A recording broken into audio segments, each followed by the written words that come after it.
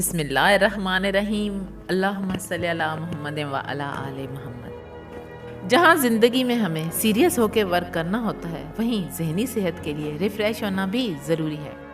سوچا کیوں نہ آپ کو بھی ریفریش کیا جائے۔ کچھ کھٹی میٹھی سٹوریز ہیں، میں نے تو ان سے خوب انجوائے کیا۔ آئی ہوپ کہ آپ کو بھی پسند آئیں گی۔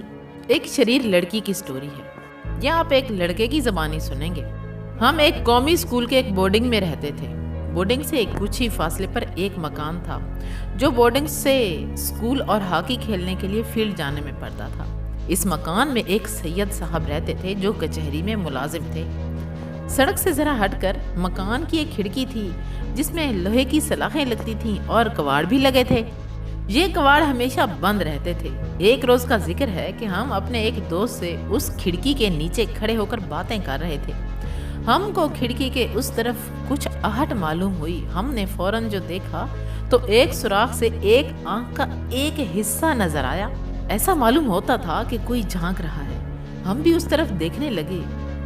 آنکھ اس سوراخ کے سامنے سے غائب ہو گئی۔ ہم کو جو شرارت سوجی تو ہم نے گلی کو سونا پا کر اپنے دوست کا سہارا لے کر اسی سوراخ سے اپنی آنکھ بھی لگا دی۔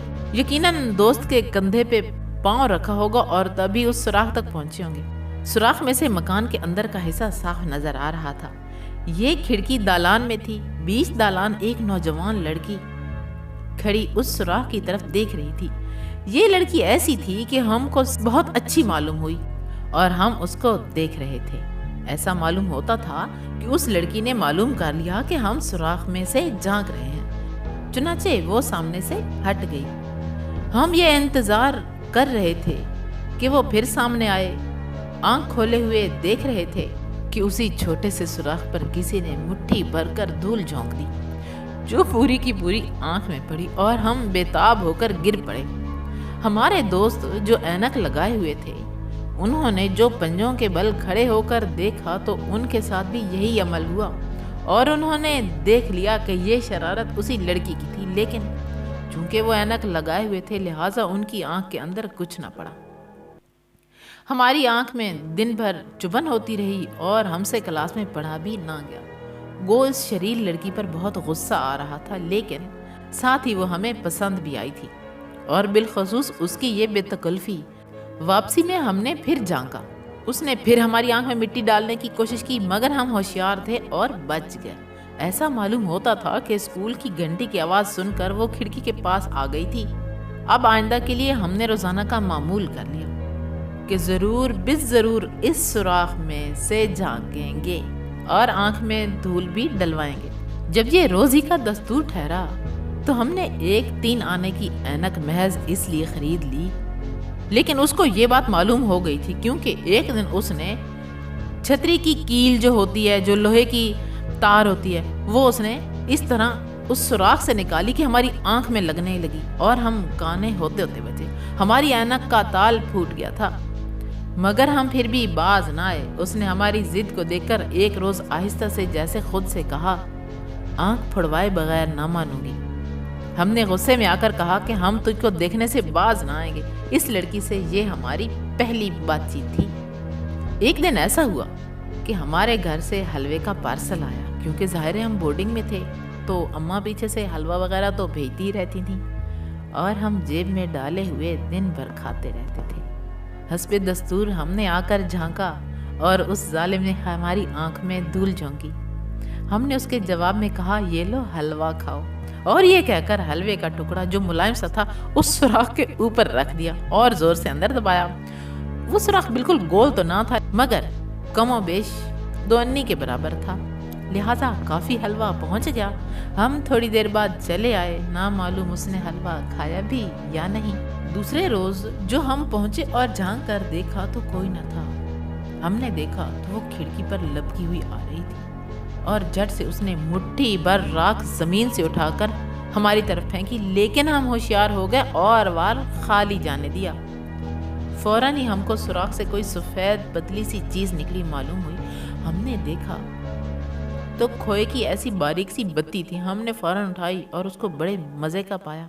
ہم نے کہا کہ اس سے مزے کا حلوہ تو وہ تھا جو ہماری اماں نے بھیجا تھا۔ लड़की ने कहा, किसने पकाया था? हमने फौरन कहा, हमारी अम्मा जान ने पकाया था, घर से आया था। 3 रोज बाद फिर उसी सुराख से एक और ऐसे ही खोए की लंबी सी बत्ती आई।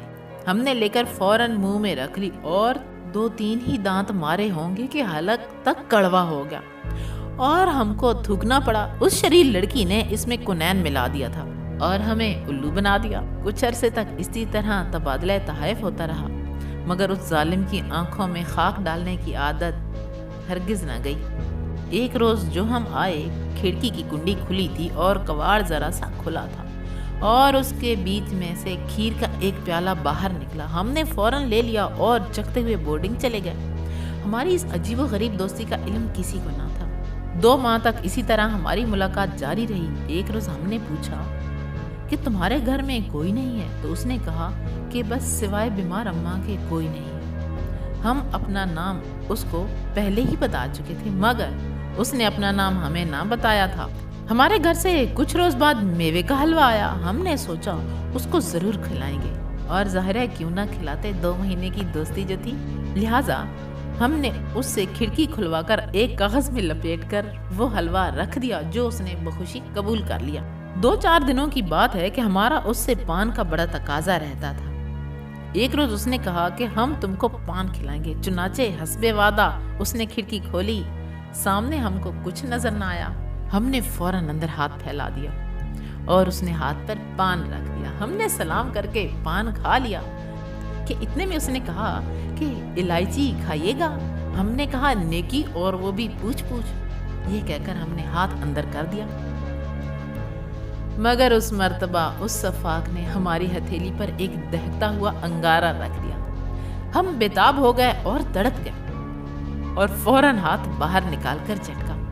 उसका हंसी के मारे बुरा हाल था और यहाँ आंखों से मारे तकलीफ के आंसू निकल रहे थे, क्योंकि ऐसा दहकता हुआ अंगारा था कि हाथ की हथेली से चिपक ही गया था।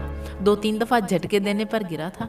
2 रोज हम पे बहुत गुस्सा रहा, मगर तीसरे रोज हमारा गुस्सा जाता रहा और फिर हम उस शरीर के पास आ गए। जैसे ही आए तो उस शरीर ने फिर पूछा, इलायची खाइएगा? मगर हमको बजाय गुस्से के इस मर्तबा हंसी आई। अरसे तक हमारी मुलाकात इसी तरह जारी रही, मगर कभी हमने सिवाय इस किस्म के मजाक के और कोई बात ना की और ना उसको कोई खत लिखा। हाँ, ये अलबत्ता रोजाना करीब करीब कहते थे कि तू हमारी कौन है। चूंकि उसका जवाब उसके पास कोई माकूल ना था, इसलिए वो कभी कुछ कहती कभी कुछ, मगर अक्सर ये कहा करती थी कि तेरी बहन हो, जिससे हम सख्त इनकार करके कहते कि बहन नहीं, तुम हमारी कुछ और हो। इंशाल्लाह इस स्टोरी का बकिया हिस्सा अगली वीडियो में शेयर करेंगे। ये बहुत ही मज़े की स्टोरी है, आप सुनिएगा, आप भी इंजॉय करेंगे। लेकिन ये सुनने से पहले याद रखिएगा कि जैसे जैसे आप स्टोरी सुने, आप अपने माइंड में वही स्केच बनाते जाना है, आपने माइंड में सोचना है और फिर आप इससे बहुत ही महसूस होंगे। बहुत शुक्रिया, जज़ाकल्लाह खैर।